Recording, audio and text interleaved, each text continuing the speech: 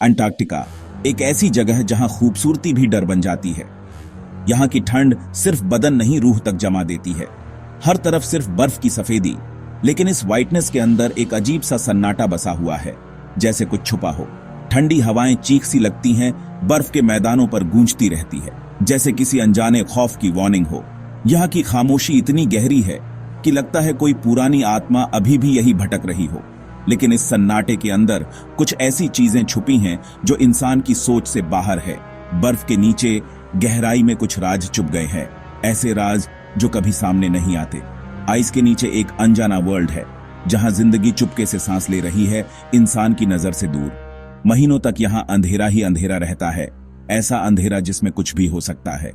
इस सफेद रेगिस्तान के नीचे एक ब्लू दुनिया है, लेकिन यह दुनिया भी अपने सीक्रेट्स छुपा के रखती है। सदर्न ओशन की करंट्स और इकोसिस्टम, यह सब कुछ इतना अलग है कि लगता है यहां कुछ सुपरनैचुरल हो सकता है। यहां की लाइफ ने इम्पॉसिबल लगने वाले तरीके से अडेप्ट किया है, जैसे कुछ अनजानी ताकत से बच रही हो। पर इंसान की इंटरफेरेंस ने यह बैलेंस तोड़ दिया है, और शायद कुछ पुराना डर अब जग रहा है। अंटार्कटिका की खामोशी अब एक वार्निंग बन गई है, जैसे बर्फ के नीचे कुछ बुरा होने वाला हो। बर्फ के नीचे कुछ तो हिल रहा है, कुछ तो जाग रहा है, और हम सिर्फ अंधेरे में देख रहे हैं। आइस के नीचे एक छुपा हुआ डर सांस ले रहा है, जैसे किसी दिन वो बाहर आ जाएगा।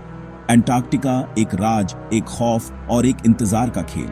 यहां कुछ भी हो सकता है, और हम बस देख रहे हैं। न्यू सेंचुरी, लेकिन वहीं पुरानी फाइट शुरू हो गई। अंटार्कटिका के वाटर्स में व्हेलिंग का गेम फिर से स्टार्ट हो गया। जापान के व्हेलिंग शिप्स रिसर्च का एक्सक्यूज लेके व्हेल्स को मार रहे थे।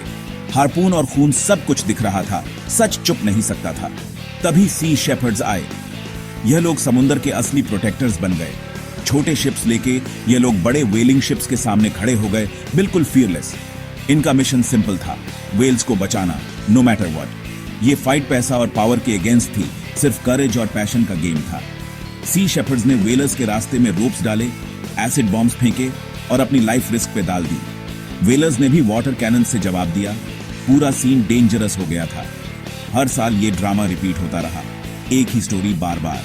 मीडिया में सर्फ फोटोज आई, लेकिन असली अंटार्कटिका की शांति खून से लाल हो रही थी। बीच में फंसी थी इनोसेंट व्हेल्स, ये समुद्र की रियल क्वींस है, और वह चुपचाप इंसानों की यह वॉर बस देख रही थी।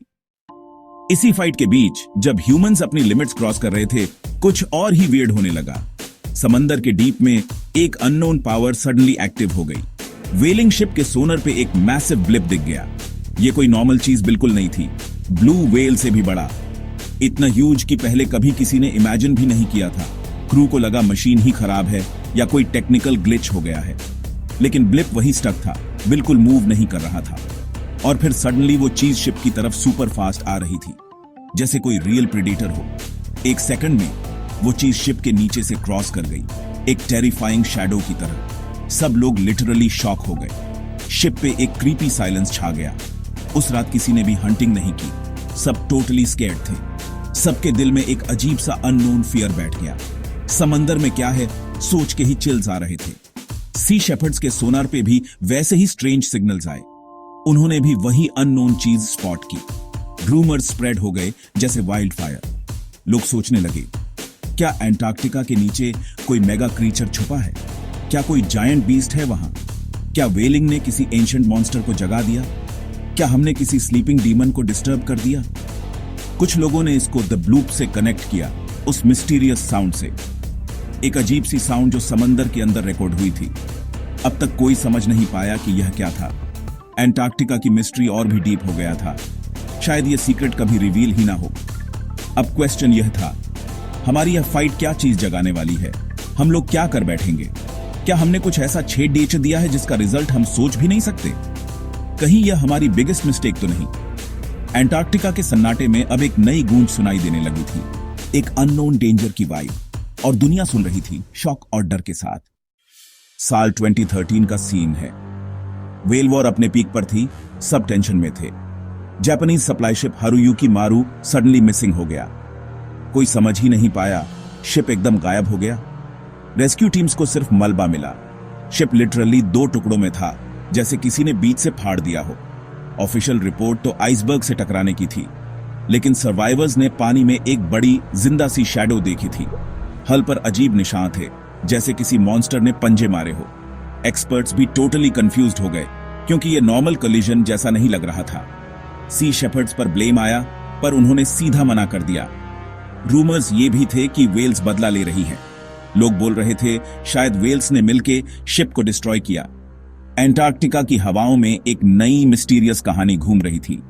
हारुयुकी मरु का राज ऑफिशियल फाइल्स के अंदर ही दबा रह गया, लेकिन उस रात की चीखें अब भी बर्फ के नीचे कैद है। एंटार्क्टिका यह जगह है जहां सच कभी पूरा नहीं मिलता, बस सवाल ही बचते हैं। एक रिसर्च वेसल ने डीप सी कैमरा पानी में ड्रॉप किया। अंधेरे में कैमरा ने कुछ ऐसा कैप्चर किया जो कोई इमेजिन भी नहीं कर सकता था। स्क्रीन पर एक अजीबोगरीब ग्लोइंग मैसिव क्रीचर दिख गया। उसका चेहरा थोड़ा इंसान जैसा, पर टोटली डिफरेंट। दो बड़ी चमकदार आंखें, जैसे कैमरा को सीधा देख रही हो। कुछ लोग बोलते हैं ये निंगन था, जापानीज फोल्कलोर का एक मिस्टीरियस क्रीचर। फुटेज तो कभी ऑफिशियल नहीं हुई, लेकिन स्क्रीनशॉट्स लीक हो गए थे। कुछ लोगों ने बोला ये बस पारेडोलिया है, और कुछ ने कहा शायद मैंटा रे या वेल था। लेकिन जिन लोगों ने देखा उनका कहना है ये कुछ और ही था। वो क्रीचर कुछ सेकंड्स तक कैमरा के सामने था, फिर सडनली कैमरा का कनेक्शन कट हो गया। केबल भी काटी हुई मिली, जैसे किसी ने जान के तोड़ दिया हो। अब तो एंटार्क्टिका के नीचे का अंधेरा और भी स्केरी लगने लगा। क्या वो सच में कोई अननोन क्रीचर था, या सिर्फ हमारे दिमाग का इल्यूजन? साइंटिस्ट ने नोटिस किया वेल्स का बिहेवियर सडनली चेंज हो रहा था। उनके सॉन्ग्स और भी कॉम्प्लेक्स हो गए थे, फ्रीक्वेंसी भी अलग हो गई थी। क्या वेल्स किसी अननोन चीज से बात कर रही है? मरीन बायोलॉजिस्ट ने गेस किया शायद वेल्स समुद्र के किसी और गार्डियन से कम्युनिकेट कर रही है। हो सकता है वो कोई एंशिएंट सीक्रेट प्रोटेक्ट कर रही हो। हम ह्यूमंस अपने आप को सबसे इंटेलिजेंट समझते हैं, लेकिन क्या समुद्र में हमसे भी ज्यादा स्मार्ट स्पीसीज एग्जिस्ट करती है? वेल्स का ब्रेन ह्यूमन से बड़ा होता है। उनकी साइलेंस, उनके सॉन्ग्स, शायद ये सब किसी बड़ा प्लान का पार्ट है। सोचो अगर वह किसी को वार्न कर रही है, क्या ये डेंजर की वार्निंग है? अब एंटार्क्टिका के गीत सिर्फ वेल्स के नहीं लगते, हो सकता है वो किसी और की आवाज भी हो। जवाब अभी भी समुद्र की गहराइयों में छुपा हुआ है। एंटार्क्टिका, जहां सिर्फ बर्फ ही बर्फ नजर आती है, लेकिन अंदर ही अंदर कितने सीक्रेट्स छुपाए हुए हैं। ये जगह बर्फ के नीचे भी ऐसे राज छुपा के बैठी है जो सोच से बाहर हैं। इन सबसे बड़े सीक्रेट्स में लेक वॉस्टॉक का नाम टॉप पे है। सोचो 4 किलोमीटर थिक बर्फ के नीचे एक झील छुपी है। इमेजिन करो इतनी गहराई में क्या हो सकता है। रशियन साइंटिस्ट ने ड्रिलिंग स्टार्ट की थी, सोचा था कुछ नया मिलेगा, अर्थ की हिस्ट्री, लाइफ के बारे में कुछ फ्रेश क्लूज। लेकिन जैसे ही वो पानी के क्लोज आए, कुछ सुपर वियर्ड हो गया। कुछ ऐसा नोटिस किया जो एक्सपेक्टेड नहीं था। रूमर ये था कि किसी अननोन ऑर्गेनिज्म का सिग्नल मिला। सच क्या है किसी को नहीं पता। शायद कुछ ऐसा मिल गया जो दुनिया को हिला सकता था। 2020 में एक रिसर्च वेसल को वेल्स ने घेर लिया था। अभी तक लोग कंफ्यूज हैं कि वो सीन हुआ क्या था। वो शिप को रोक रहे थे या प्रोटेक्ट कर रहे थे? शायद किसी डेंजर का सिग्नल दे रहे थे। उस रात हाइड्रोफोन्स ने एक अजीब सी लो फ्रीक्वेंसी रिकॉर्ड की, ऐसी साउंड जो पहले कभी नहीं सुनी गई थी। वो साउंड किसी भी टेक्नोलॉजी या नोन क्रीचर से मैच नहीं करती थी। प्योर मिस्ट्री, एक अनसॉल्व्ड पजल।